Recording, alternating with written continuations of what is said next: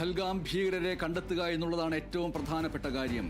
Operation സിന്ദൂറിനെ കുറിച്ച് നിരവധിയായിട്ടുള്ള വാർത്തകളുണ്ട്. Operation സിന്ദൂറിന്റെ വിജയത്തെക്കുറിച്ച്, അതിന്റെ കൃത്യതയെക്കുറിച്ച്, അതിൽ അഭിനന്ദിച്ചുകൊണ്ട് സൈനികരെ പ്രോത്സാഹിപ്പിക്കുന്ന രീതിയിൽ പ്രധാനമന്ത്രി സംസാരിക്കുകയുണ്ടായി. ഇതെല്ലാം ഒരു ഭാഗത്തുണ്ടാകുമ്പോൾ തന്നെയും നമ്മളുടെ അഖണ്ഡ ഭാരതത്തിന്റെ അതിർത്തികൾ ഭേദിച്ചുകൊണ്ട് എങ്ങനെ ഇവിടെ ഭീകരർക്ക് വരാൻ കഴിഞ്ഞു, അവിടെ വന്നിട്ട് കുടുംബങ്ങളെ സാക്ഷി നിർത്തി അവരുടെ മുന്നിലിട്ട് അവരുടെ ഭർത്താക്കന്മാരടക്കമുള്ളവരെ കൊലപ്പെടുത്താൻ ആ ഭീകരർക്ക് എങ്ങനെ കഴിഞ്ഞു, അതിനുശേഷം സുരക്ഷിതമായിട്ട് അവർക്ക് എങ്ങനെ മടങ്ങിപ്പോകാൻ കഴിഞ്ഞു, ആ പഹൽഗാം ഭീകരർ ഇപ്പോൾ എവിടെയാണ്, അവർ ഇന്ത്യയിലുണ്ടോ അതോ പാകിസ്ഥാനിലാണോ മറ്റേതെങ്കിലും രാഷ്ട്രങ്ങളിൽ അവർ പോയിരിക്കുകയാണോ, അവരെ എന്തുകൊണ്ട് പിടികൂടുന്നില്ല, അവരെ പിടികൂടുന്ന കാര്യവുമായിട്ട് ബന്ധപ്പെട്ട കാര്യങ്ങൾ പറയാതെ എപ്പോഴും ഓപ്പറേഷൻ സിന്ദൂറിനെ കുറിച്ച് മാത്രം പറയുന്നത് ഉചിതമാണോ എന്നുള്ള നിലയ്ക്കുള്ള ചോദ്യങ്ങൾ സമൂഹ മാധ്യമങ്ങളിൽ ചിലരെങ്കിലും ഉയർത്തിക്കൊണ്ടിരിക്കുന്നു. പക്ഷേ പിന്മാറാൻ തീരുമാനിച്ചിട്ടില്ല എന്ന് തന്നെയാണ് വ്യക്തമാക്കുന്നത്. അതിൻ്റെ അടിസ്ഥാനത്തിൽ പഹൽഗാം ഭീകരരെ കണ്ടെത്തുന്നതിന് വേണ്ടി പോസ്റ്റർ പതിച്ചിരിക്കുകയാണ് പോലീസ്.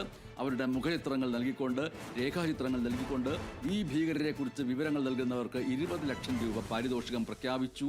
അതിന്റെ പോസ്റ്ററാണ് പതിച്ചിരിക്കുന്നത്. കശ്മീരിലെ പുൽവാമ ജില്ലയിലെ വിവിധ ഭാഗങ്ങളിൽ പോലീസ് പതിച്ച പോസ്റ്ററിൽ ഈ ഭീകരരുടെ ചിത്രങ്ങൾ ഉൾപ്പെടെയുണ്ട്.